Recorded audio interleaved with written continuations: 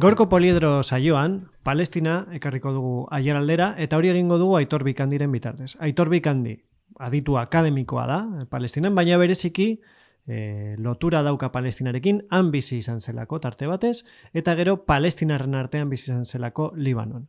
Orduan, bere ahotsa bereziki interesgarria da, gaurko egunean, Gazan gertatzen ari denarekin besteak beste, eta horregatik, berarekin elkarrizketa hau izango.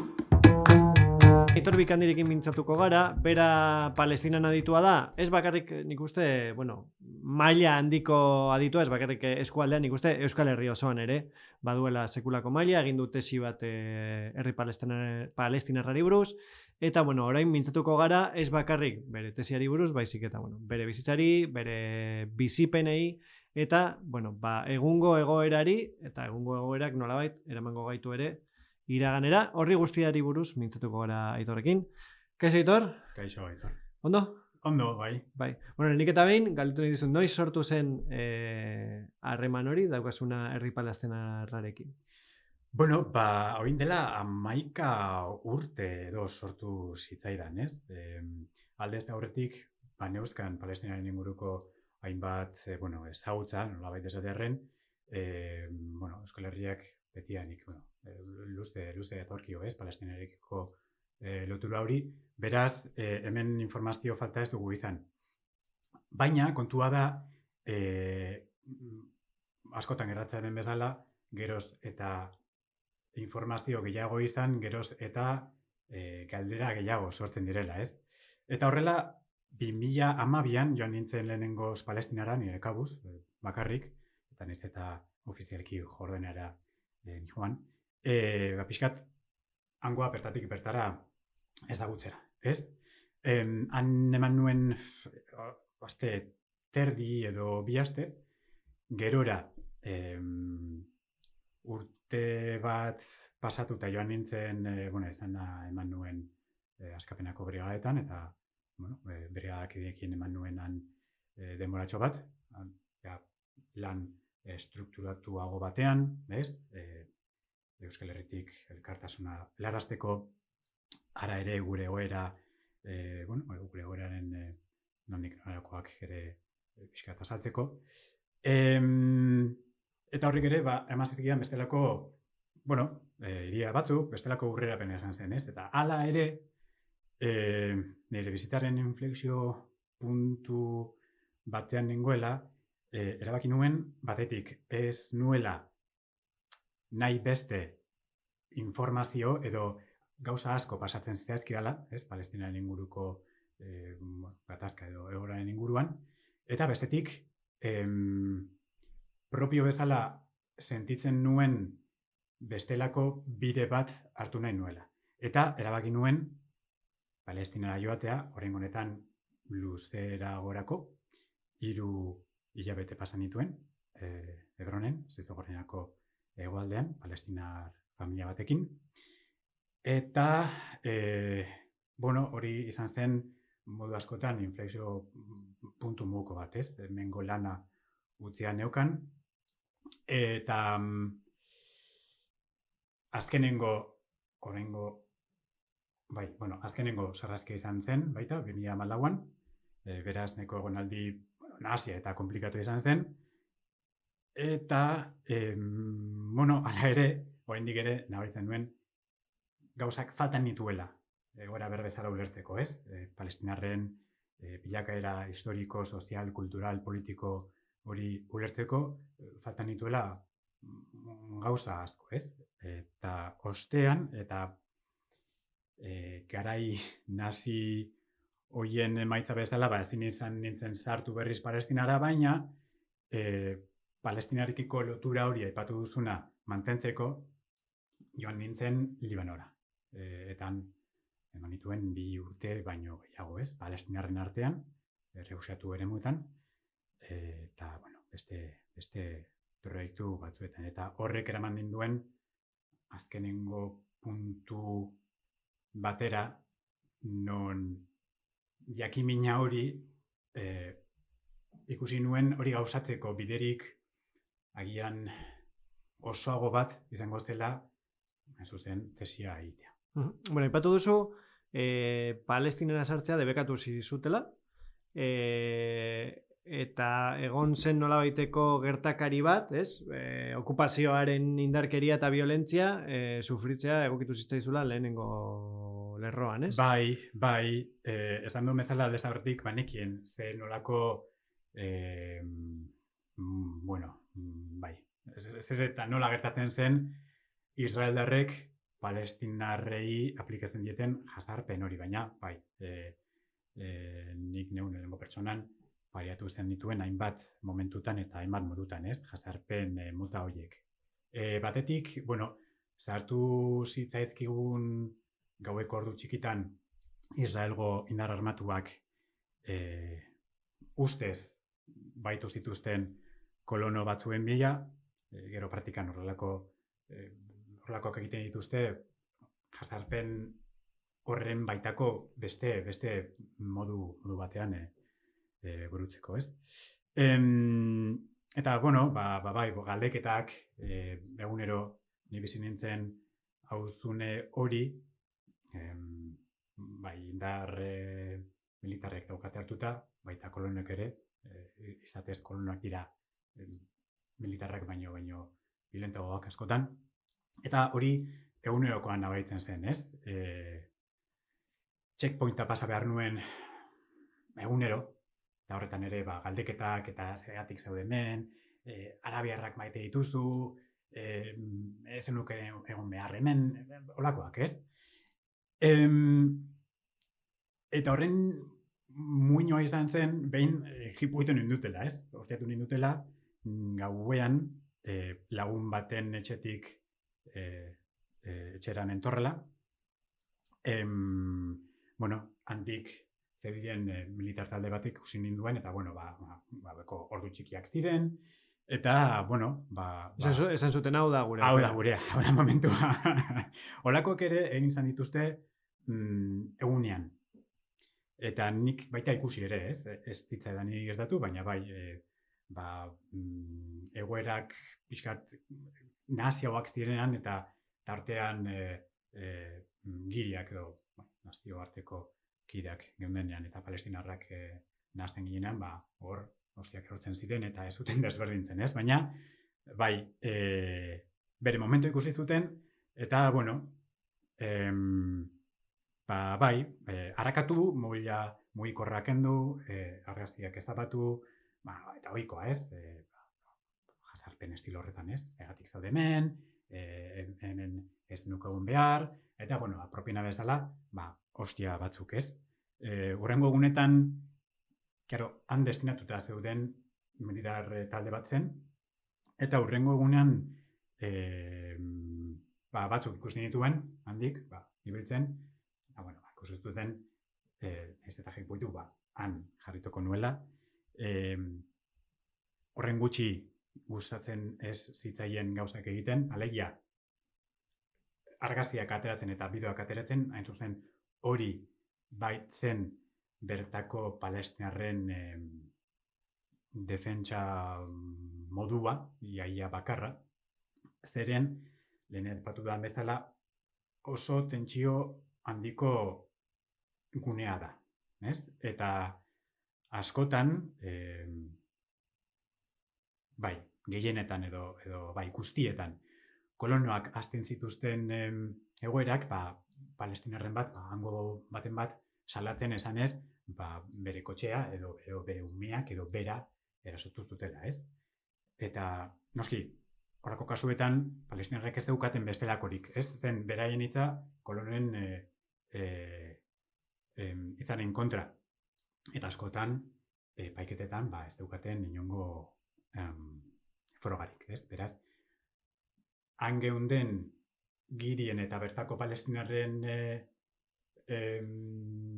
ekimena izan zen, bertako palestinarren ekimena izan zen, egia esan, honelako gertakariak gertatzean, ahalik eta lasterren bertaratzea, argazkiak eta batez ere bideoak grabatzeko, froga bezala epaitegian aurkeztu ahal izateko, ez?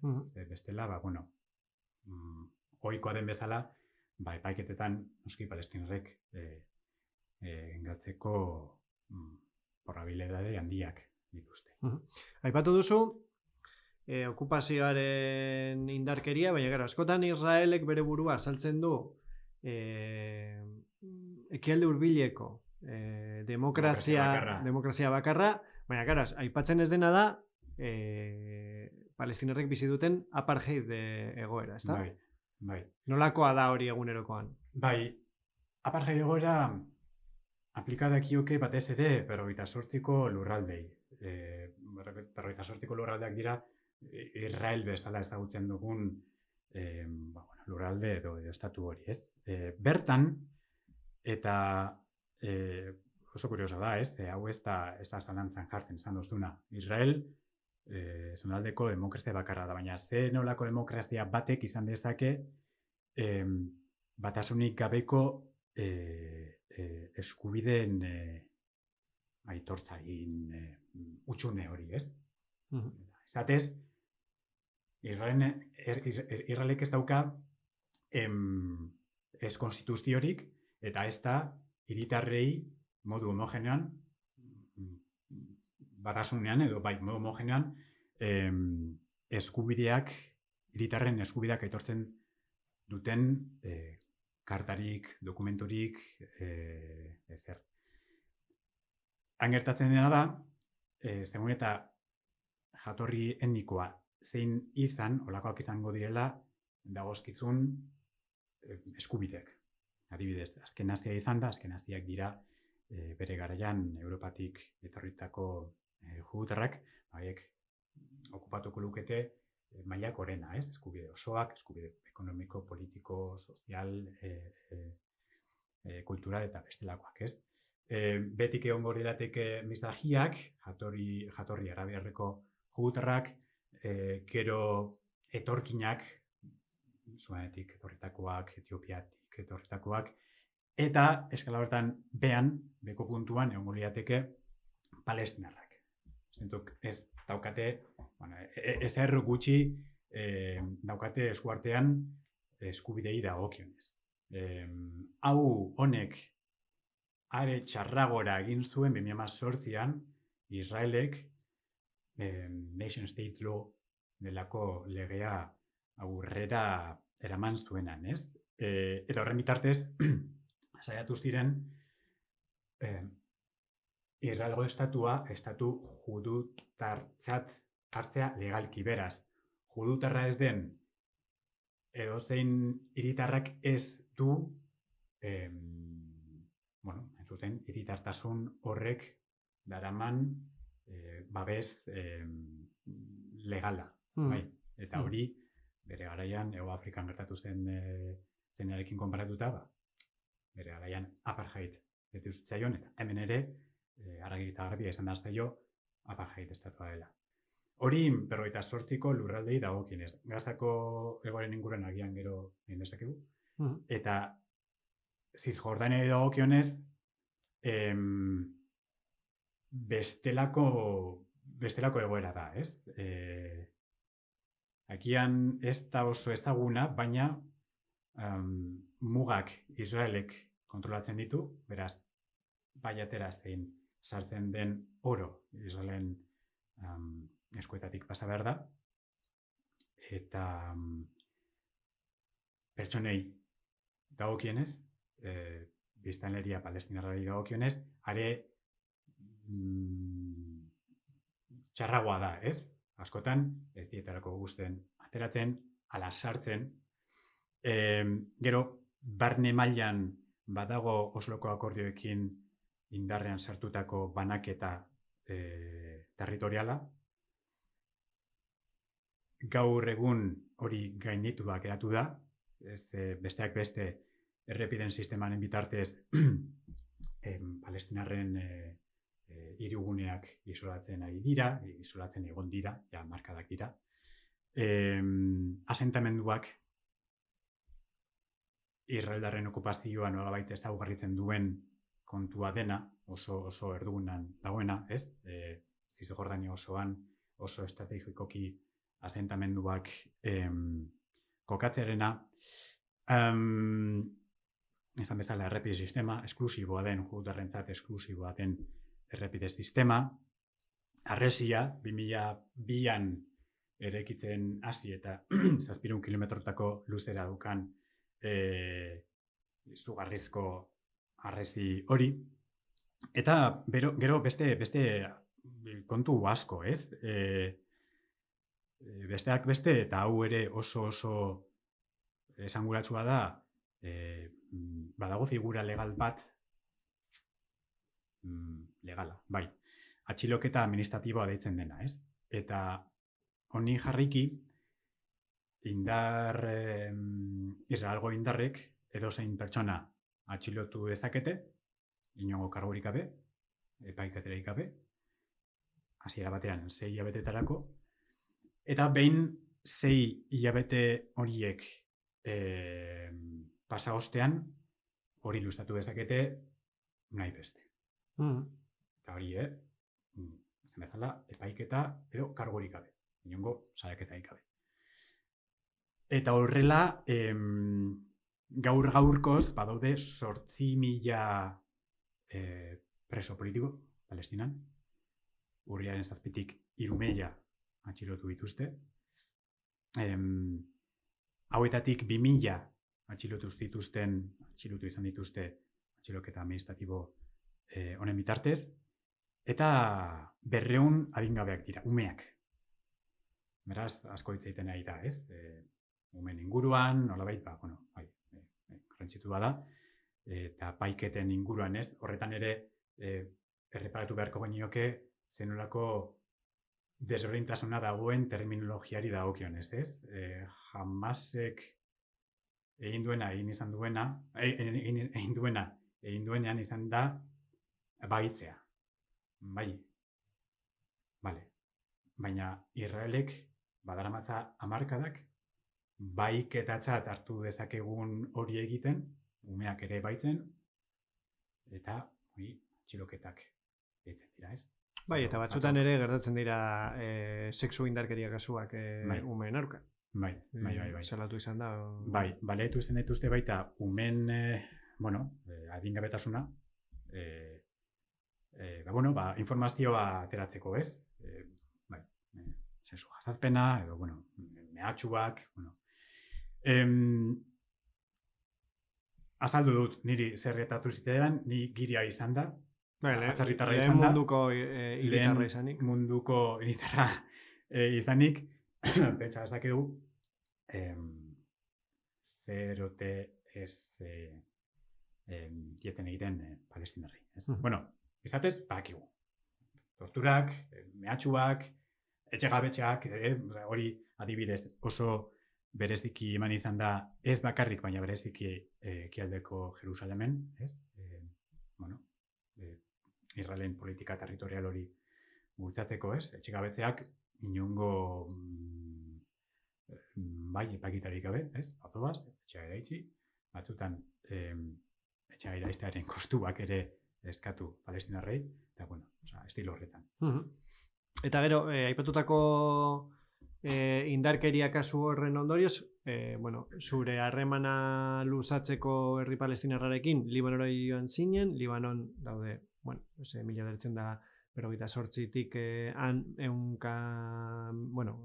milaka palestinarrak euren eremuetan, nolabait Libanoko gizarte aitortuaren zati bat izan gabe, nolako izan zenan zure bizipena? Berezia, zaila, beraldagarria, ez dakit hainbat kontu aipatu ditzaket horren inguruan. Zaila, batez ere, palestinarren egoerekiko hurbilketa horretan ikusi izan nituenengatik. Oso egoera zaila da, aipatu duzun bezala,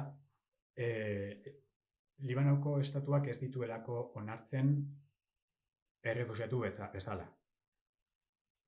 Praktikan bai, baina legalki, eta batez ere 1950ko errefuxiatuen estatusaren inguruko konbentzioa sinatu ez dutenez, legalki egin dezakete. Beraz, ez dituzte errefuxiatutzat hartzen teorian horrek dakarrenarekin, alegia ez dute eure burua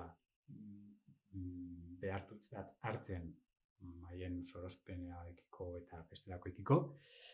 Eta egiten dutena da, eta hau legalki holan dago izapidetuta edo ezarrita, atzerritar bereziak bezala hartzen ditu. Horrek esan nahi du, ez direla errefuxiatuak, baina atzerritarrei dagozkien mugak aplikatzen dizkietela.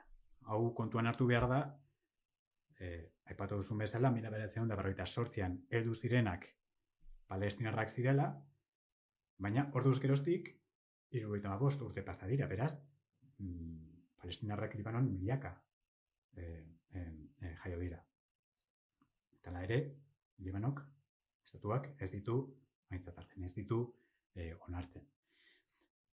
Honek praktikan esan nahi duena da, besteak beste, ez dituztela praktikoki eskubiderek ez daukatela. Hau egia da eremu ekonomikoan daukaten gaitasunekin ere lotuta dagoela, alegia. Badaudela palestinar batzuk kapital ekonomikoa izan da, estatuaren esatearren mesedea lortu dezaketenak. Baina, gehiengoak... Estatuarentzat mesedegarria delako. Bai, noski, eta hori ere 48an gertatu zen, ez? Libanon badago biztanleriaren konfesioak kontuan hartzen duen biztanleriaren zatiketa bat, zatiketa politikoa, garai kolonistatik eratortzen dena, baina 48an palestinarren uholdea, 1.000 pertsona besterik ez diren, baina ikusi izan zutena zen, honek guztia desorekatu dezake, beraz, ez ditugu hartuko musulman sunniak zirelako. Baina, eta orain galderari erantzunez, palestinar kristauak bere gain hartu zituzten. Eta herritartasuna eman, banaketa horretan mesedegarri zitzaielako kapitala zeukaten, kapital ekonomikoa, zein kultural, zein soziala zeukaten palestinar horiek bere ganatzea, bere inposizioa indartzeko, ez? Kristau maroniten posizioa indartzeko. Dena dela, eta itzulita urrats bat eman da, urrats bat atzera. Gehiengo palestinarra Libanon bizi da hutsune legal horretan, ez? Ez daukate propietaterik izateko eskubiderik, etxea, adibidez, ezin dute izan, errefuxiatuen gunen lurraldeak enduta, hori bestelako heterotopia moko bat da, ez? Lurraldearen logika gaientzen duena, hori beste kontu bat da, baina izatez ez daukate eskubide hori, eskubide sozial eta politikorik ez, inondik inora, eta eskubide ekonomikoi dagokionez ere, badauzkaten negozioak, baina beti ere bitartekari libanoar baten bidez. Erregistratuta eta horren. Eta horrek, bai, inoiz gertatu izan da, adibidez, dirua izan eta libanoar baten bitartez etxe bizitza erostial izatea, baina momentuen batean libanoar horri interesatzen bazaio, behitu, kanpo hartuko zaitut, etxetik, kalean geratuko zara, eta ezin izango duzu ezer egin. Negozioekin ere gauza bera. Beraz, bai, ez? Oso egoera prekarioan bizi dira zentzu horretan. Hori estatuarekiko daukaten erlazio hori dagokienez. Sozialki ere ikusiak izan dira hori, ez? Baztertuak izan dira. Guztiz. Ikusten zutelako edo nolabait estigmatizatuta zeuzkatelako. Bai? Jatorrian pobreak ez baziren ere, txiroegiak ez baziren ere, batez ere konparatuta hasiera batean heldu ziren Libanoko hegoaldeko egoerarekin konparatuta, azkenean baziren kanpotarrak. Eta kanpotarraren termino hori ere oso eztabaidagarria da, gutxira arte, Libano eta Palestinen arteko desberdintasun hori esan existitzen. Baina hori eratortzen da kolonizazioak ezarritako etnizazioaren dinamika horretan, ez? Aldez aurretik, existitzen ziren judutarrak, kristauak, bi konfesio hauen artean dauden azpi banaketak ere asko ziren, eta izan bazituzten, gatazkarik eta, baina ez ziren gerora izango ziren bezain esanguratsuak. Eta ikusten duguna da, hamarkada gutxi batzutan, lortzen dutela, bertakoak euren kontran jartzea, baina ez euren mesedetarako helburuak erdiesteko, baizik eta kanpoko eralikiko daukaten interes, lotura edo proxy izaera hori sendotu eta baleatu izateko, ez? Bakoitzak, kanpotik, hori egin gerora hitz egin dezakegu, Estatu Batuek, Saudi Arabiak, Iranek eta bestelakoek, beraien pastelaren zati hori kontrolpean izateko. Eta, aipatu duzu, horre egon zinela Palestinarrekin bizitzen. Ez dakit zein neurrian, gerora egindako tesiak horretan daukan bere erro nagusia, edo apur bat zein den zure tesiaren funtsa, edo muina, aipatu duzun moduan, refuxiatu kanpaleku palestinarretan, hor badago txune legal bat, euren eremua bilakatzen da, baina eremu hori Libano da, baina berean Palestina da, Palestinarrek gobernatzen duten, baina ez daukate gobernurik, identitatean ere horrek eragiten du, zeri buruz doa zure tesi? Nire tesia, kasu askotan gertatzen den bezala, hasi zen modu batean, gero bilakatzen joan zen eta azkenengo emaitza bestelako izan zen, ez? Hasieran, lehen esan duen bezala, nire interesa zen egoera ulertzea, ez? Hainbat esparrutan, nahasmen intelektuala izugarria zelako, ez? Mintzan nire kasuan. Eta hasiera batean lurraldetasunak zeukan nolabait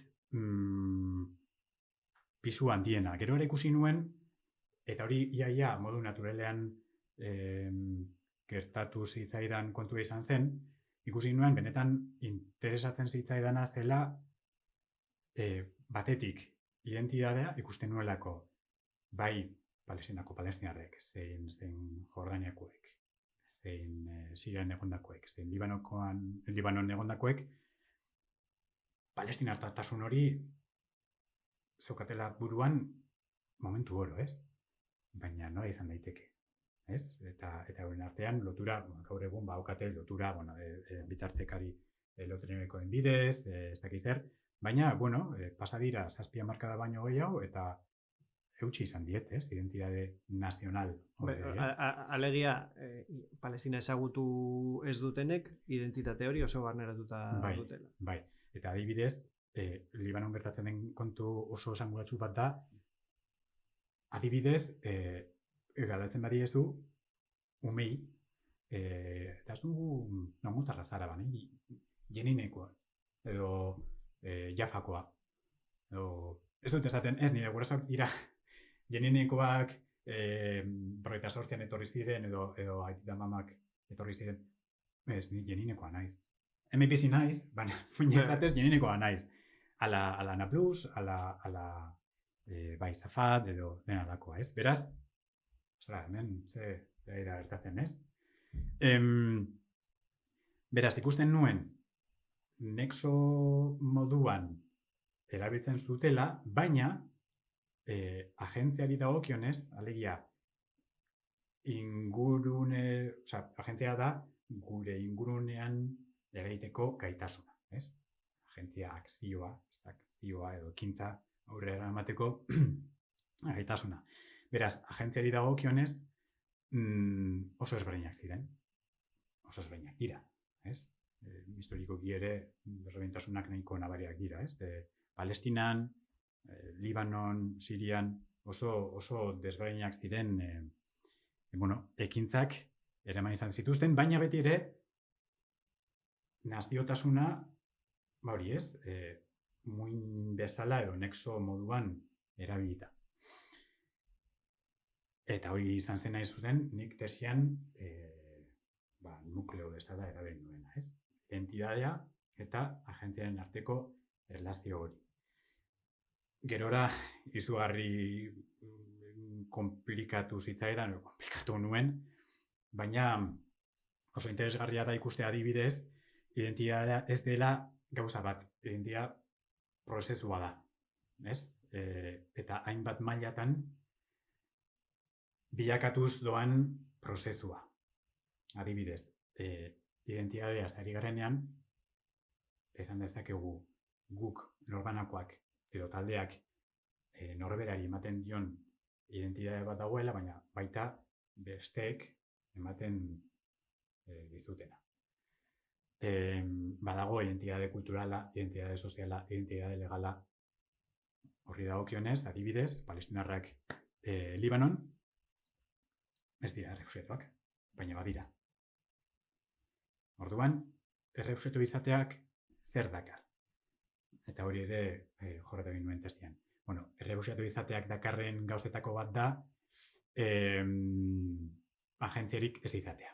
Ez aitortzen, ez? Humanitarismo horretan askotan gertatzen dena da, naiz eta azken urtetan hori aldatzen ari den, joera orokorreko humanitarismo horretan errefuxiatuak hartzen dira agentziarik gabeko pertsonak bezala.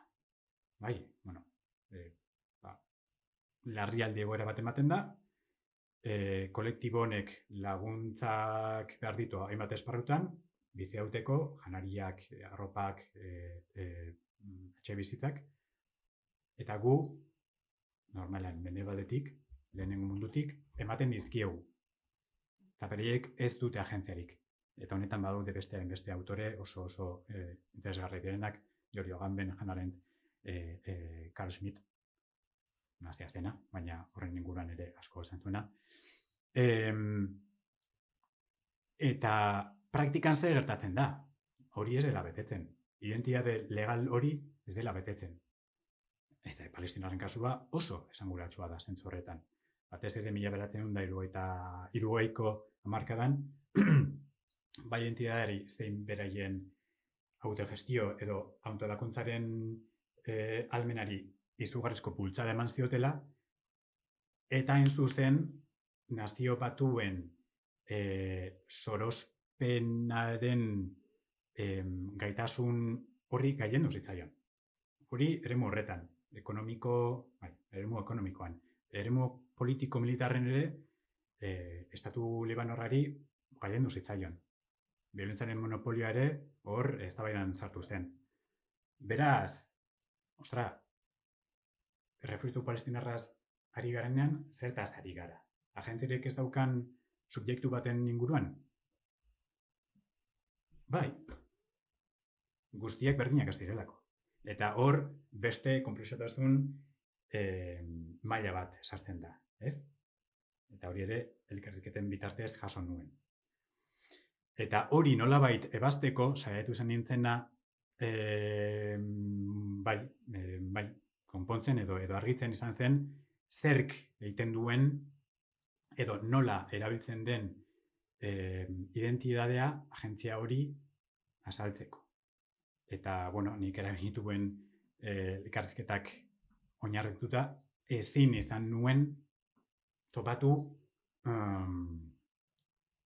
faktore zehatz batzuen konvergentzia non hori azaltzeko baliogarria izan ziteken. Ikusi izan nuena, eta hori izan zen ondorio nagusienetako bat, izan zen identitatearekiko lotura emozionalak pisu handia zeukala. Beraz, nolabait zeharka ematen zela identitate kulturala, soziala, ekonomikoa, zeharka ematen zela identifikazio emozional hori, ez? Eta horrek pisu handia zeukala naziotasun edo palestinartasun horren nexo izaeraren inguruan. Ez dakit behar bezala azaldu duan, baina... Bai, ez zela bakarrik kontu material bat, baizik eta emozioek sortutako identitate bat badela. Tesia aurkeztu zenuen aurten. Berez aurkeztu zenuenean, ez diogu esango Palestinaren gatazka, baizik eta Israeldarren gatazka, zeurek eragiten dute. Bueno, nolabait losorran zegoen, ez? Gutxi batzuek agian jarraitzen dute, eguneroko hori, ez? Kolonoek eragindako violentzia, edo armada israeldarrak hildako zibilak, bai Cisjordanian, bueno, bai beste puntu batzuetan, Alaksako istiluak eta ber, baina bueno, hor zegoen munduko atentziotik oso urrun. Baina, bapatean urriaren hasieran, Hamasek eta beste talde batzuek egindako erasoaren ondorioz, hor lurrazpian egondako gatazka horrek salto egiten du lehenengo lerrora, eta bapatean hedabide gehienek saltzen dutena da, bueno, Hamasen eraso baten ondorioa dela gatazka guztia, eta nolabait saiatzen dira jartzen erdibideko puntu batean hedabideok esan dezakegu, gu ez gaudela inoiz erdibide puntu batean, gu beti gaude puntu batean edo bestean, no, baten edo bestearen alde, aiaraldeak ere egiten du. Saia zaitezke, gu askotan egiten dugu saiakera erdibidean jartzeko, baina hori ezinezkoa da. Kasu batzuetan borondate kontua da, beste batzuetan etxeakintasuna, beste batzuetan interes puntu bat. Honetan ez gara sartuko, zergatik edabideak dauden kontakizun bat saltzen, baina kontakizun horren muina da, Hamas oso maltzurrak direla, eta estatu israeldarra agian okertuta erantzuten ari dela, umeak hiltzen, olako gauzak itxusiak direnak, ez? Naiz eta israeldarrek egin, itxusiak dira, baina berez, zuk aurretik oso gertutik bizi izanagatik bestelako ikuspuntua daukazu, ezta? Bai, eta kontua da, internazionalismoan gabetzanok, tamalez hau ikusten dugun lehengo aldia ez dela, ez? Aurrekoetan ere gertatu da, aurreko egoerai ez ikus egiten zaiola, modu oso, ez? Izugarrian, ez? Esan duzun bezala, oso eta pixkatesiarekin lotuta, identidadeekin lotutako egoera ematen dela, ez? Hamas, maltzurrak, terroristak, basatiak, Israel, estatu demokratikoa, ordena, zibilizazioa, eta hortik eraikitzen dela diskurtso hori, ez? Beraz, defentsarako eskubidea erdigunean jartzen da, eta hortik eraikitako eta eratorritako beste guztia, horren menpe dago, eta ez dago aldatzerik. Noski, honek ez dauka historian eman den bilakararekin zerikusirik. Aipatu dugun bezala, ez, zertzela batzuk eman ditugu horren inguruan, Palestinarren egoera zein den, ez, badakigu. Eta informazio falta ez daukagu, ez, esan duzun bezala, informazio falta ez da. Eskuragarritasuna ez da. Beraz, bada, ez jakintasuna, baina ez jakintasunekin horrekin ere badago lotuta borondatea, gehiago jakintearen borondatea. Beraz, eta analizia gaitasuna. Horregatik, batzuk ikusi dugu pixkat penaz, nola ezkerreko espazio batzuetan ere distantziak edatasun hori eman den, ez? Israelek egindakoa, txarto, baina eske Hamasek ere bestela egin zitzaken gauzak. A ber, eske hemendik gure etxetako sofako erosotasunetik moralki gaientzea erraza da, ez? Eta esatea, bueno, a ber, futbol partida balitz bezala, ez? Bueno, eske, a ber, hau egin beharko lukete nolan, eta hau egin beharrean hau bestea, eta ez dakiz zer, haizu, baina errealitatea askoz konplexuagoa da. Eta ez du inguru politiko, ekonomiko, militar zehatz batean dago txertatuta, eta horri guztiari ezin dakioke ez ikustia egin, eta plaka, ez, monolitikoa den bertsio bat ezarri. Hamasek egindakoa ondo dagoela? Ez. Ez, horren inguruan etzen dezakegu, ez, urren 7an gertatu zenaren inguruan informazio berri batzuk atera dira, baina, bueno, dena dela, zilegitasunari buruz, Hamasek egindakoa ondo dagoela? Ez, baina hori epaitu, moralki epaitu baino, uste dut, guri dagokiguna, dela ulertzea. Noraino eramaten duzun herri edo erakunde bat, gauza horiek egin arte. Hain zuzen. Eta inondik inora jartzea bi erreakzioak maila berean, ez? Herri palestinarra bereziki Gazan gartzeratutako herria da. Bai, itxasoko sarbidea dauka, baina hori ere moztuta daukate. Lurraldetik ere ez daukate askatasunez mugitzerik. Sartzen dena ere oso nortuta dago. Bere garaian ere zehaztu izan zen zenbaterako kalorien beharra izan, horren beste sartuko zela, ez? Ezin daiteke hori konparatu, esan duzun bezala, ez? Muturreko egoera hori konparatu, edo muturreko egoera horretan oinarritutako erreakzio hori konparatu, Israelek gauzatutako sarraskiarekin, ez? Gero bestetik, palestinarrak beraien askatasunen alde egiten nahi dira. Naiz eta, bueno, modua hori izan, ez? Violentoa, bai. Israeldarrek zergatik egiten nahi dute hori. Zergatik egiten nahi dira hori. Gazatarrak oso kontrolpean dauzkate. Beraien, bueno, hori agian gerora epatu dezakegu edo komentatu dezakegu, baina hasieratik ere, 58tik eta lehenagotik ere, Israeldarren xedea, Israeldarren helburua izan da espansioa, espansionismoa, ez? Eretz Israel horren eraikuntza, Israel handiaren eraikuntza, ez? Jordani ibaiatik Mediterraneora. Eta haratago, ez? 70ko hamarkadan horri, burutu zuten Egiptoko Sineko penintsula okupatu zuten, Siriako Golango altuak, ostean Libanoko hegoaldaren zati handi bat okupatu, 85tik 2000 arte. Beraz, asimetria izugarria da, alde guztietan, ez? Alde militarrean. Kalkulatzen da, Hamasen alde 40.000, ez? Pertsona inguru dabiltzela, Israelek izugarrizko ejertzitoa dauka. Aurreratua, izugarria, 500.000, hori ofizialki, bestetik, eta lehen aipatu dugun bezala, kolonoen asentamenduen biztanleria ere ez da ohiko militarra.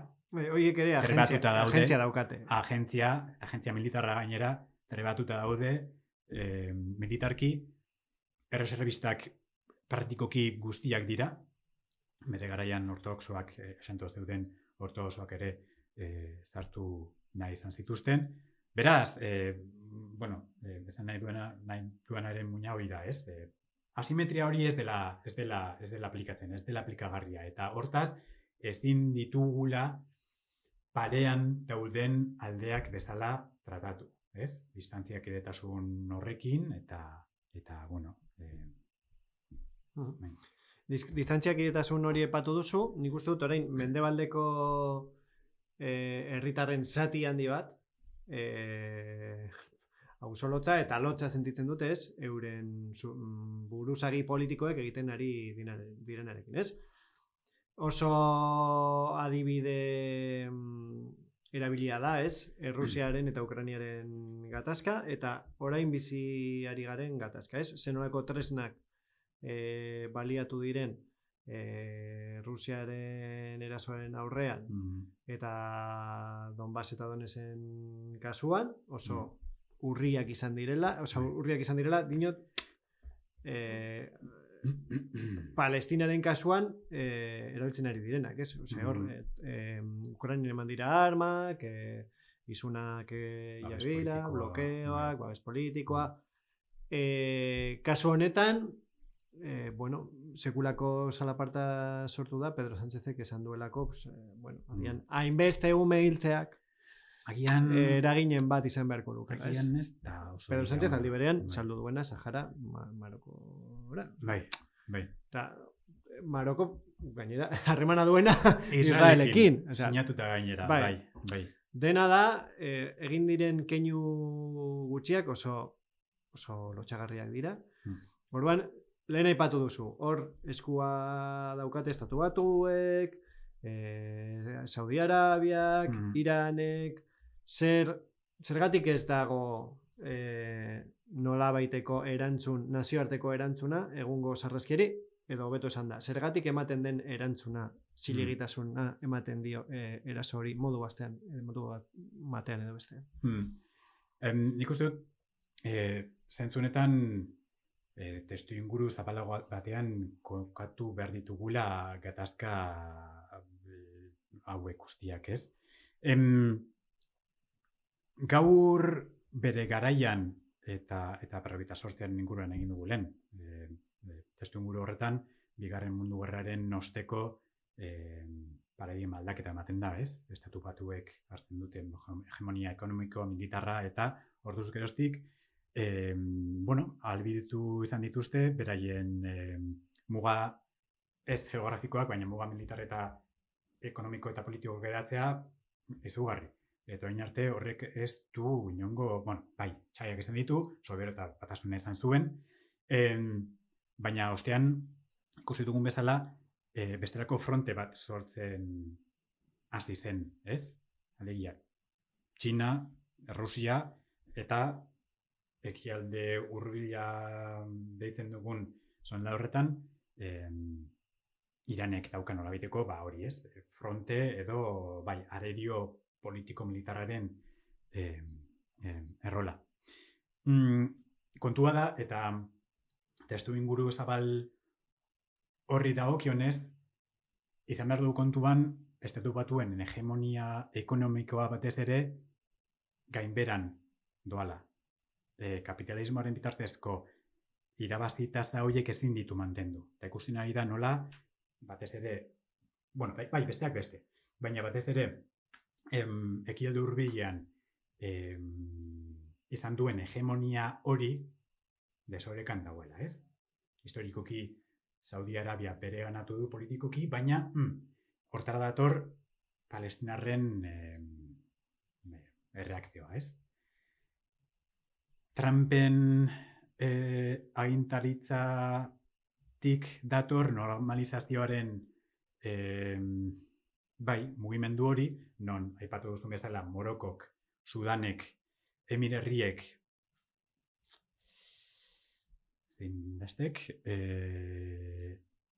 eta horiek sinatu dituzten Israelen normaltasun akordioak eta Saudi Arabia naiz eta praktikan Estatu Batuen alde egin duen pixkata ambigua ere izan da, ez? Arabiartasunaren eta hor ere zahar genezake identitatearen kontua, arabiartasunaren nolabaiteko baldintza hoiek mantentzekoaren alde izan bada ere, bi lurraldeen artean egonda banatuta, ez? Politikoki. Eta esango litzateke normalizazio prozesuan martxan zegoen normalizazio prozesu horretan momentu honen batean Saudi Arabiak sinatzea Israelen normalizatzearen, horren artearen bestelako dokumentu bat, ez? Horrek ze suposatu lukeen palestinarrentzat? Bueno, main zuzen, egoeraren normalizazioa, zeliestate politikoa, eta aztea. Beraz, esan dugun bezala, hor sortzen dira desberdintasun horiek, ez? Ukrainaren kasuan, Ukrainaren kokapen geografikoa oso klabea da, ez? NATOren muga horretan, eskala horretan sartuko, kriston jala badelako, baina, zentzu horretan, NATO eta zehazkin estatu batuen interesak defendatzeko bermea sendutu behar izan dute, ez? Eta horregatik, babes politikoa, babes militarra, babes ekonomikoa behar izan duten guztia. Ikusiko dugu horrek nola bukatzen duen.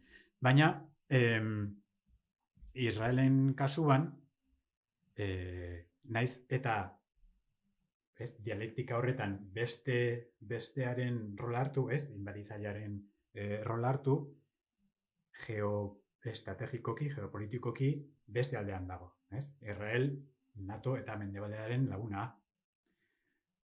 Beraz, bermatu behar da bere biziraupena.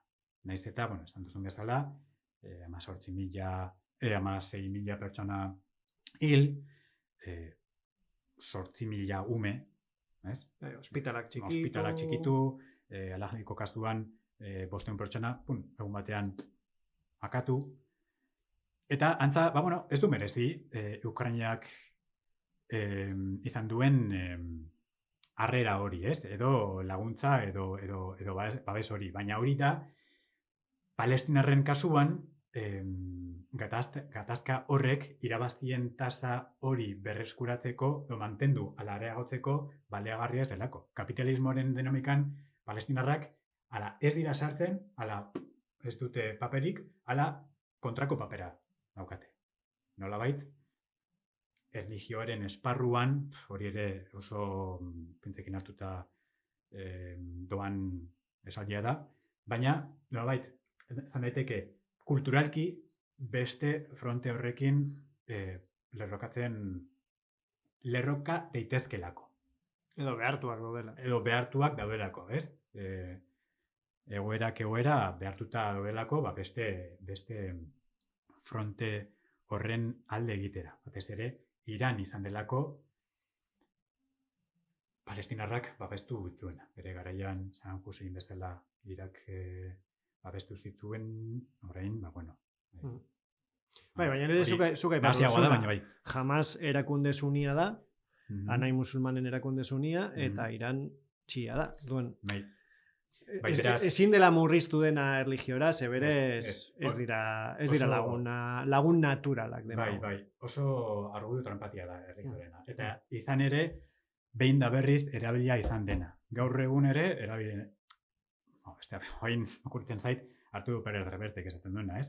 Berak oso modu garbian esaten du, ez? Ni Israelen aldeuka naiz gureak direlako. Gureak, ez? Gure aldekoak direlako, gu bezalakoak direlako.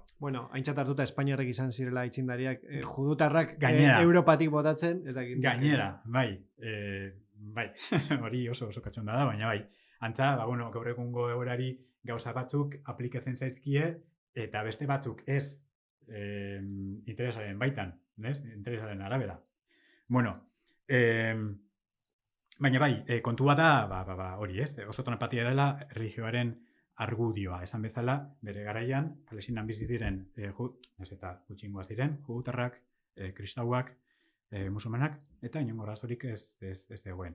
Gerora, sionismoa sartu zenean, proiektu politiko esklusibista eta xenofoba zena, orduan sortu ziren gaur egun ikusten dugun egoera horren erroa, izan zena. Aipatu duzu fase historiko ezberdinak egon direla Israelek eragindako gatazka honetan. Ikusita zer egiten ari den Gazan, ez dakite Cisjordaniak ziurrenik jarraituko du egungo egoeran, ez? Zabalpen Israelen zabalpen saiakera hori pairatzen, baina zer gertatuko da Gazarekin. Zure ustez, dena da fikzioa, baina zer ikusten duzuzuk? Bai, fikzio politikoa da, baina Bai, errepaso bat emango bagenioke historiari ikusiko genuke joera nahiko garbia dela, ez? Hasieratik eta 19. mendeko sionismoaren hastapenei erreparatuko banieke, ikusiko genuke leloan ere ideia badagoela, ez? Herri gabeko lurralderik gabeko herriarentzat. Hori esaten zuen Theodor Herzlek 1882an, 1882an izan zen lehenengo alila, ez? Lehenengo jugutar sionisten etorrera Palestinara. Hor sortu zen guztiaren erroa, alegia, demografia eta lurraldeatzunaren ingurukoa. Lehen aipatu duan bezala, adibidez, 48an, 1,5 milioi palestinar baziren, erdia bota zuten. Gerora, 77an, Gaza, ekialdeko Jerusalem, eta Zizjordania okupatu zituzten. Hauekin batera, Egiptoko Sinaiko penintsula eta Golango altuak, Siriaren Golango altuak. Gerora, 73an berreskuratuko zuten Egiptoarrek Sinaiko penintsula, baina Golango altuak hor geratu dira. Gerora, Libanoko hegoaldea, 82tik, 2000. urtera okupatuta. Uste dut hor joera nahiko argia dela, ez? Esan dute, eta bain dela aste batzuk, ez dakit, bai, Netanyahu bera izan zuena, asmoa ez dela Gaza okupatzea. Baina, bain dela egun batzuk, uste dut koronel batek, uste dut Netanyahu berak esan zuela, bai, bueno, agian ideia ona dela, buffer zone, ez? Euskaraz izango litzateke, segurtasun tarte bat ezartzea. Zonalde neutral bat ezartzea, ez? Bai, benetan, historian zehar eman diren okupazioen mailaketa hori ikusita sinistu behar dugu, hau, izango dela, segurtasun kontuengatik okupatu ez, gure gain hartuko dugun lurraldea. Dagoeneko hasi dira, ez? Hau azken egunetako albistea da. Hasi dira ja, modu irekian, Gazako hegoaldea bombardatzen, lurretik ere erasotzen. Hemen bauzkat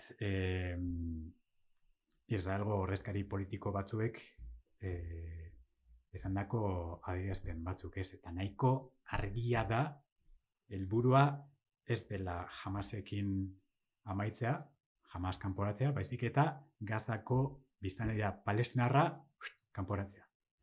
Izan ere, baten batek esan du, nakba da behar duguna. 48ko nakba gailenduko duen beste nakba bat. Hoi baino argiago, ez? Bai, beraz, galderari helduz, ikuste dut, agian hurrengo hilabetetan ez, baina epertainera ala pixkat luzera gora ikusiko dugula, praktikan okupatuko dutela Gaza eta gaur ikusten nahi duguna ikusita, ziur aski nahiko modu bortitzean botako izango dituztela geratzen diren palestinarrak, ez? Pixkanaka. Behartu dituzte hegoaldetik Egiptora eta hortik eta nora joaten. Esan nahi dut, ez da iritzi kontu baizik eta euren adierazpenak arintzat hartzea. Adierazpenak eta joera historikoa. Bai. Beraz, bai. Eta gero, nik uste, eskerrak hainbat aldiz, eskerrak behin eta berriro aipatu dela, ez? Arazo hauek kolonialismoaren ondorioa dela, kolonialismoaren gainbehera bere aspaldiko ereduan behintzat. Gertatu zen, nik uste jendeari klitxe baten moduan etortzen zaiola burura kolonialismoarena eta bar, baina berez gatazka hau sortu zen 19. mendean eta ez dugu esango indar okupatzaileek babestu zutela, baina bai ahalbidetu zutela, ezta? Bai, horren inguruan, az gintezke Hemeretzigarren mendeko erdialdera, ez? Oraindik ere otomandarren administraziopean ahalbidetzen denean lurren privatizazioa, ez? Landakote baten bitartez, ez? Eta horrekin batera ahalbidetzen da mendebaldeko inbertsio eta espekulatzaileen etorrera ere. Bai, apolota saltzeko, herri komunalak ziren, lur komunalak zirenak, batean bilakatzen dira lur pribatuak, edo privatizatzeko aukera da. Privatizatzeko aukera esartzen dute, eta beraz, palestinarrak ikusten dituzten euren buruak, gerora lur hoiek saltzera behartuta, ez? Dinamika berri horretan, sortzen dizkietelako, kapitala izatearen beharra. Beraz, ordura arte, eta hori ere aldaketa epistemologiko izugarri ekarri zitzaien, ez? Ekarri zieten. Ikusten zutelako, ordura arte, beraien bizitza forma bermatzen zuen oinarrizko elementu hori, batean, desagertzen zela, ez? Bereentzat, salmentaren ideia ere barneatzea, arraroa zen, ez? Ezen erraza. Claro, sinonentzat guztiz kontrakoa zen, ez? Lurra garatzeko beste tresna bat zeukaten, eta beraz, horrekin lurrakatu ziren guztiz. Beraz, hor ikusten da, baita, hau ez da aurreko feudalismo horren miresmena adierazteko, baizik eta, kapitalismoarekin etorri ziren bestelako elementu perbertso horiek ere behar bezala salatzeko. Eta beraz, esan duzun bezala, ez? Horrekin batera datozen dinamika hoien bitartez, pixkanaka badoaz, palestinarrak muturreko egora izango zen, gaur egun ikusten dugunaren erroa izango zen horretara bultzaten, besteak beste, eta oso kontuen hartzegoa da, modernitatearen bitartez, lan banaketaren bitartez, kapital finantzarioaren baientzaren bitartez, irabazi tasa areagotzea bihurtzen dela funtsezkoena, ez? Palestinar burgesien ere gailendu zen hori, eta hori izan zen, adibidez, 1929an, ez horren beste, baina 1936tik 1939 arte jaso zen palestinarren matxinadan eragin handia izan zuen kontu bat. Palestinar burgesiaren utzikeria. Zuelako, beraien irabazitaza, edo beraien kapitala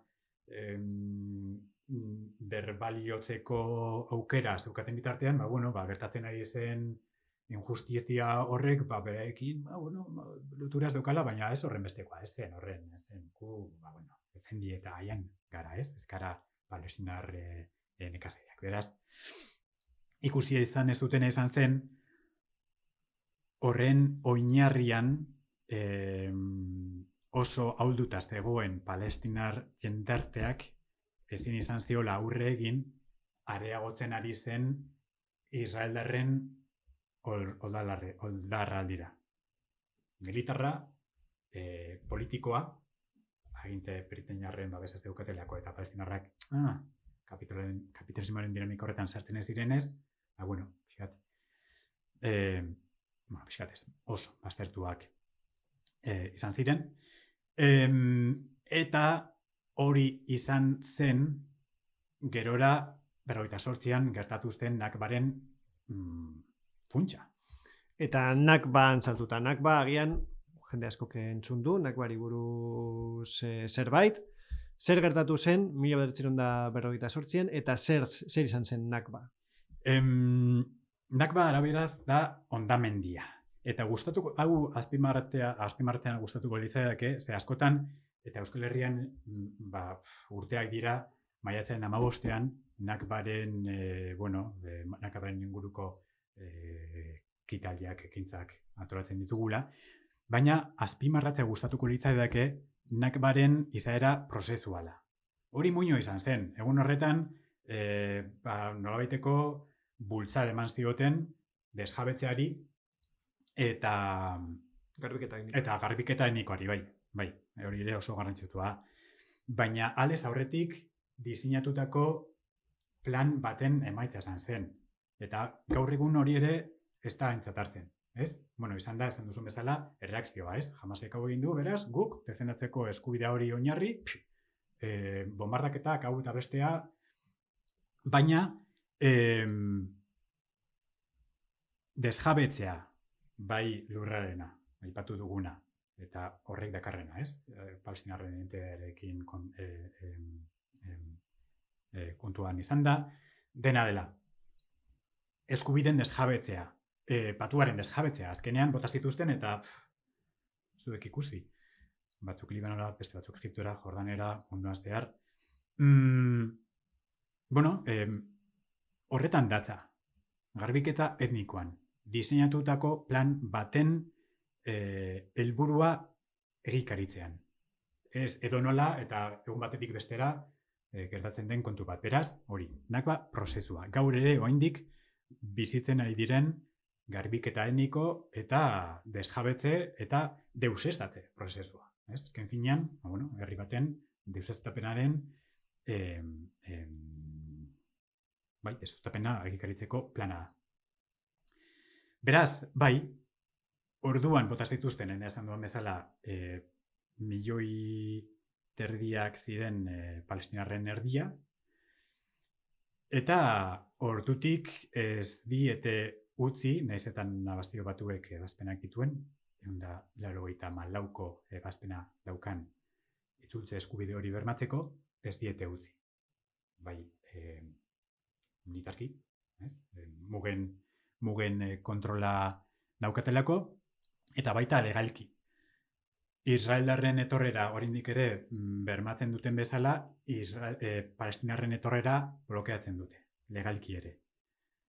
Eta hain dira, edo hain garrantzi handia ematen diote horri, ezen, nolabait, abizen arabiarra, edo izen arabiarra bakazu, Israelera sarterakoan, susmogarra ez daren. Ez da oso sistematikoki aplikatzen den kontu bat da. Eta, esan bezala, prozesua da, diseinatuteko plan bat. Ez da, gaur askok zalantzan jartzen dute, ez genozidioa? Bueno, genozidioa hau da, eta hau gertatzen diren hau ez dakigu... Ez badakigu plan bat dagoen atzen, baina, claro, plana bera historikoa da, ez? Epe luzerako historikoa.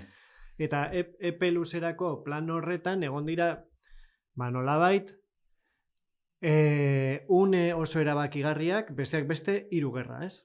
60ko hamarkadan, 70ko hamarkadan, eta gero beste gerra bat zaiena israeldarrei leporatzen, Libanon gertatu zelako, baina Libanoko gerra israeldarren esku hartzearen ondorioa da.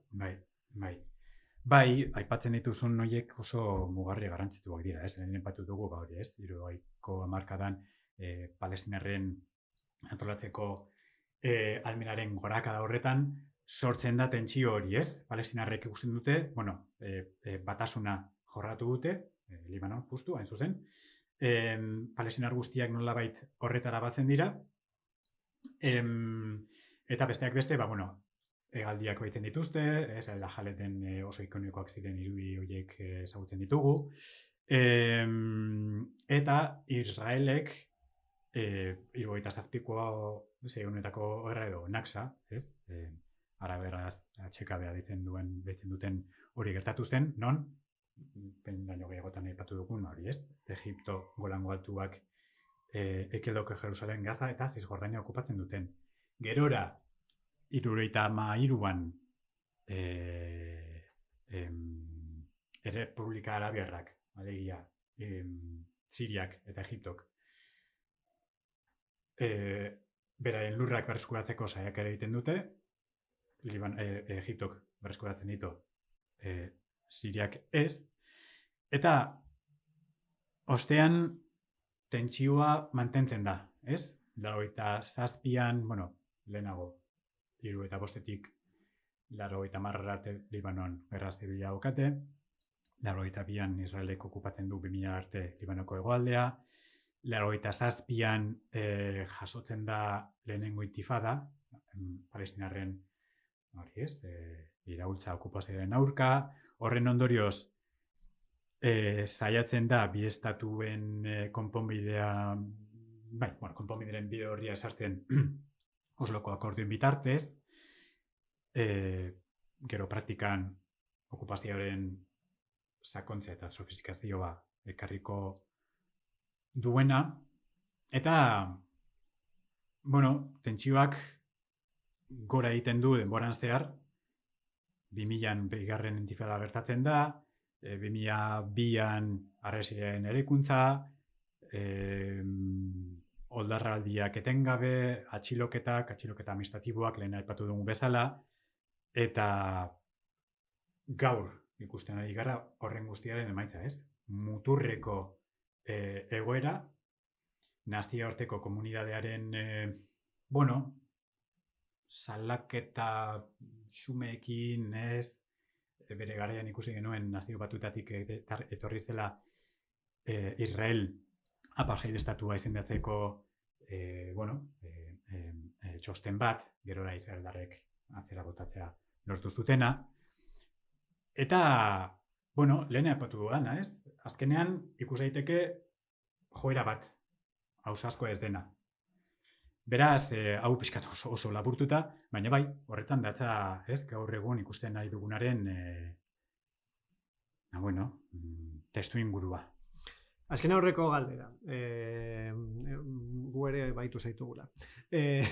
Kontutxo bat, aipatu duzu bi estatuetako konponbidea, ez batzutan ematen du, baina estatu palestinarra existitzen da, baina agintaritza palestinarra existitzen da.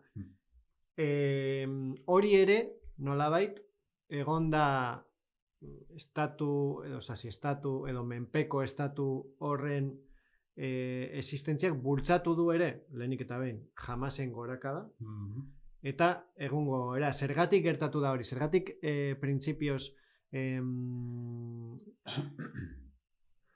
gatazka hau konpontzeko tresna izan behar ziren, ez? Baina zer Arafatek babestutako konponbide hori bilakatu da egungo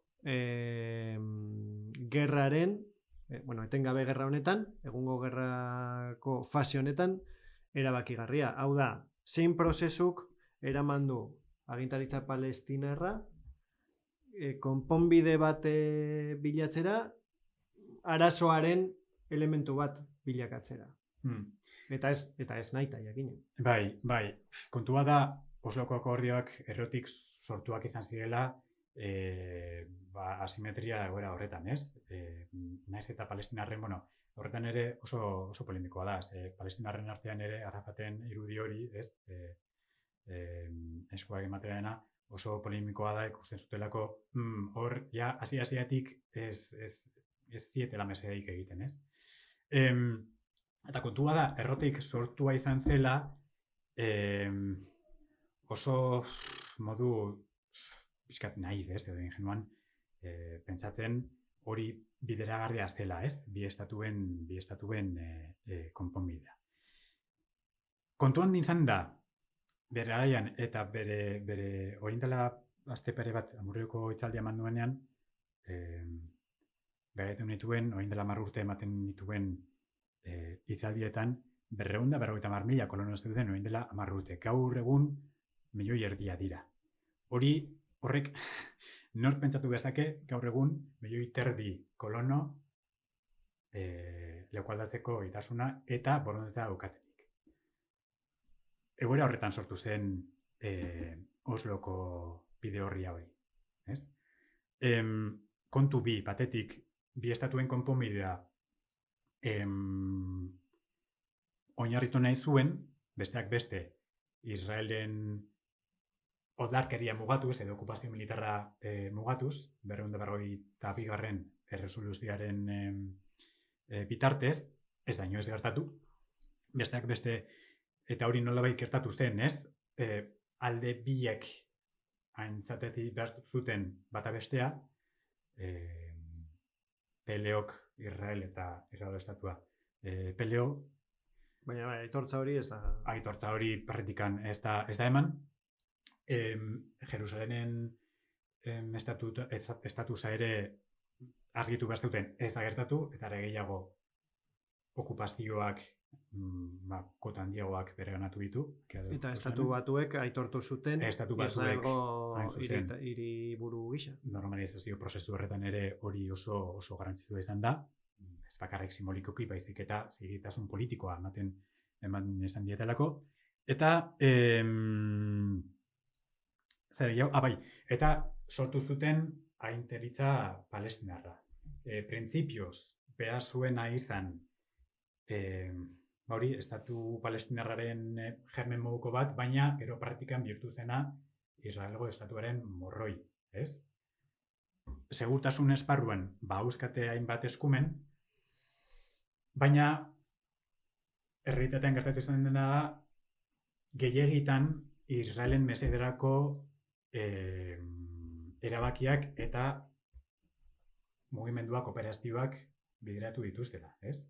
Besteak beste, Ahmad Sadat PFLP-ko agintariaren atxiloketa, hori apeak bideratu zuen, ekonomikoki ere eskumen batzuk baitu ere ezin du gailendu Israelek daukan nagusitasuna, beraz, Israelen erabaki ekonomiko eta produktu ekonomikoak sartzen dira hor ez dago inongo mugarik, horrek dakarrena palestinarren autogestioaren almenaren mugatzearekin. Eta funtsean, izan da pixkat palestinar jendartea baretzeko tresna, askotan balio izan ez duena, zen ni eta beste asko izan garenean Palestinan ikusi dugu nola indar palestinarrik ere palestinaren aurka egiten duten, ez? Ni hori erronen ikusi daukat hainbatetan, ez? Batzutan izaten zen Israelgo armada, manifestarioi aurka egiten zigutena, baina askotan bazen polizia palestinarra, ez? Orduan, hori ere ulertu behar da ez dela berez santai bat dela. Edo egiten duzu zuek edo egingo dugu. Eta guk egiten badugu, okerrago izango da. Okerrago izango da, beraz, zuek ikusi. Karo, horretan ere baliatu izan dute, bere garaian, 30ko hamarkadan, ezarri zituzten printzipioen baliotzea, ez? Aintzat hartu behar da baita, palestinar jendartean ere badaudela klaseak, ez? Bada bere garaien eszena, edo ezen nolan sortu, baina bada gaur egun klase altuen ordezkaria. Eta hartara dator Hamasen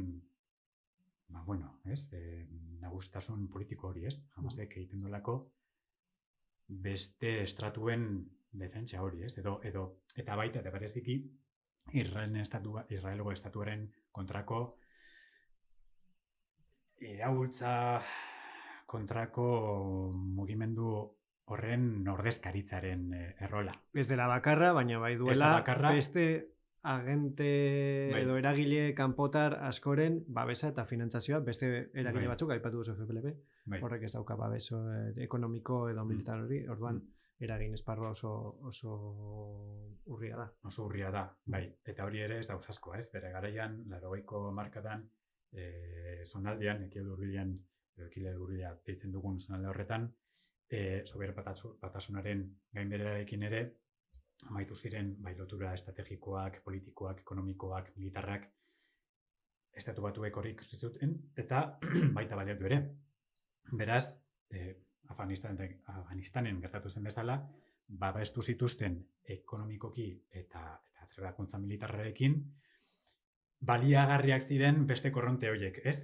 Korronte islamiarrak. Gerora, zuetan estanda egingo zizkietenak. Afganistanen kasuan eta Hamasen kasuan.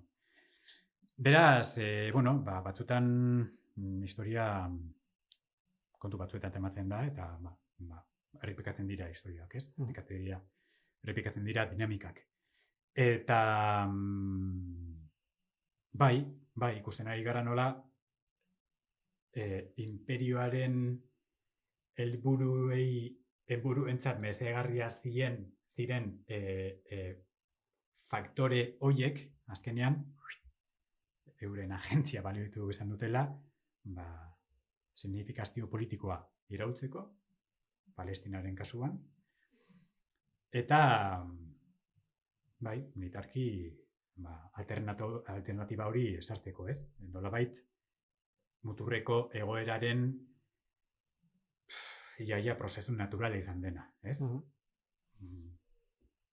Eta amaitzeko, Askapenako kidea ere bazara, Askapenak babesten du BDS kanpaina, ez?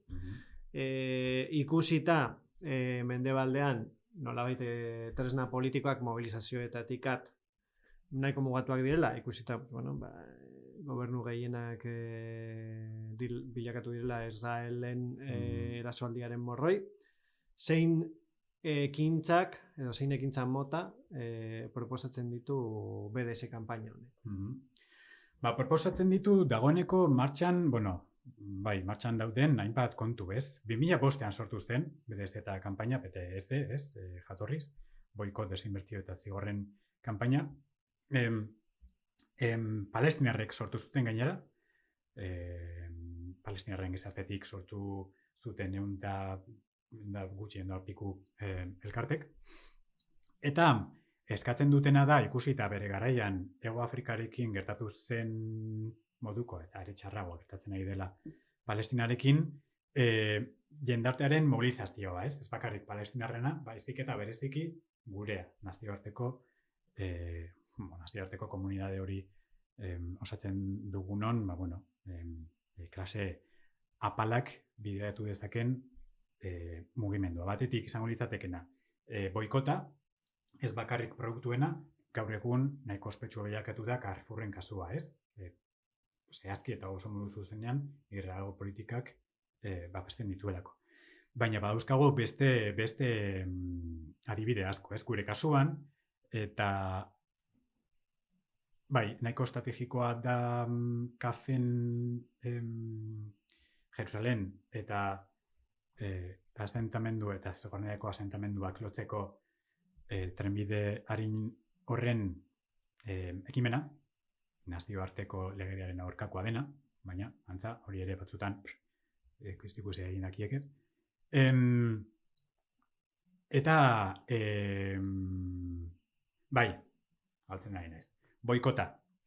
Produktuei, erakundei, alegia produktuak, merkantziak sartzen dituztenei, baina baita kulturan eta akademian. Akademian, batzuk tematu dira Israelen defentsan. Kulturan ere gertatzen da, eta honen inguruan bakigu urtetan zehar zer gertatu den, Makabi etorri izan denean Gastiizea, Mosadekin gainera, ez? Palestinar ikurrak ateratzea debekatuz, jazarpena ona ekarriz, ambizitzen jazarpenaren, lagin txikitxo bat ekarriz. Hapoel ia susti dut futbol taldea etorri zenean Bilbon sortu zen, ez? Lagin txikitxo bat, sarraskia ez, bere eraso zutela, tabernak erasotu, jendea, hau guztia maigaineratzen ari naiz, ikustarazteko kulturan dabiltzanak Israeletik datozen abeslariak, kirolariak eta ez direla bakarrik abeslariak eta kirolariak, baizik eta enbasadorak ere badira. Israelgo kontu estrategikoen ministeritzarekin klausulak eta sinatzen dituztenak. Israelen irudiaren aldeko adierazpenak egin behar dituztela, ez dakiz zer, ez da neutrala, ez? Inoiz izan den bezala, ez? Beste dakite maiumana, edo ez. Badatoz, eta normaltasunen irudi hori eskaintzera dator. Ez dira, inozendiak, ez dira, ez? Beraz, hori guztiak boikotzeatzea, salatzea, bestetik desinbertsioa, honen inguruan pausu batzuk ematen ari dira, baina estatuek eta estatuetan oinarritutako konpainiereke inbertsioak egiten dituzte Israelgo teknologian. Eta, Israelgo teknologia ez dator bakarrik ideologia, teknologia eta metodologia ere esportatzen dute, ez? Hemen, gure polizia indarrek, hango trebakuntza jaso dute. Ertzaintzak hango trebakuntza jaso du. Austrazaleietak baukala marean, Euskal Burgesia eta Israelen arteko loturaren inguruko artikulo izugarria. Hori guztia salatzea dagokigu. Desinbertsioi dagokionez. Baukagu Sapa, Sener, armagintzaren industrian belarri dauden konpainia batzuk. Eta zigorren aldeari begira, esango litzateke zuzenean Israelen kontra egiten duten neurriak, ez? Adibidez, orain dela astebete edo 2 aste, Hego Afrikak erlazio diplomatikoak eten ditu Israelekin. Bueno, irudi, orain, Pedro Sánchez merri terrorista izan da, zeo zer egin duela, hori izango litzateke, benetako helburua, ez horren beste salatzea, eta esatea, aizu, eske, umeak hiltzea akien ez da edireiko berena, bezik eta ez. Zea diplomatikoak, Apurtu. Bai, erlazio diplomatikoak, lotura diplomatikoak, apurtu. Salaketak. Errusiaren kasuan egin den bezala, beste kontestu batean, beste testuinguru oso desberdin batean, zigorrak ezartzea. 16.000 hildako, 7 hamarkadetako errepresio sistematikoa, horrek merezi duela benetako erreakzioa. Bai. Eta gure aldetik, hori, bete esan duzun bezala, ez? Bete estetak deitzen dituen bai mobilizazio, konzentrazio, zein ekintzetara batzea, ez? Herri langeregatik gertatuko dira aldaketak. Eta ez horren beste, kapitalaren berbalorizazioaren dinamika horretan sartuak dauden estatuen eta erlazio horietan ematen diren hori ez? Elementuen ekintzengatik.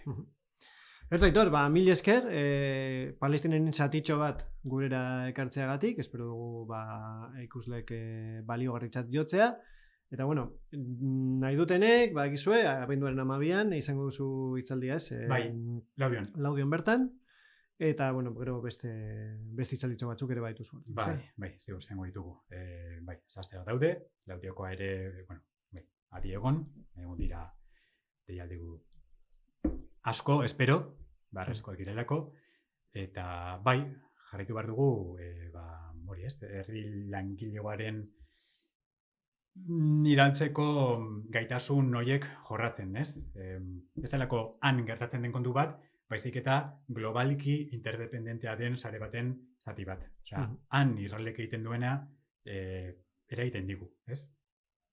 Beste saio bat erakutsiko beharko genuke, fasismoaren eta muturreko eskumaren gorakada honi daukionera, baina bai, han gertatzen dena, zein Argentinan, zein Holandan, zein hori guztia, interrelazionatuta dago, beraz, guri dagokigu entolatzea eta aurre egitea. Ez Aitor, mil esker eta hurrengora arte. Eskerrik asko zuei.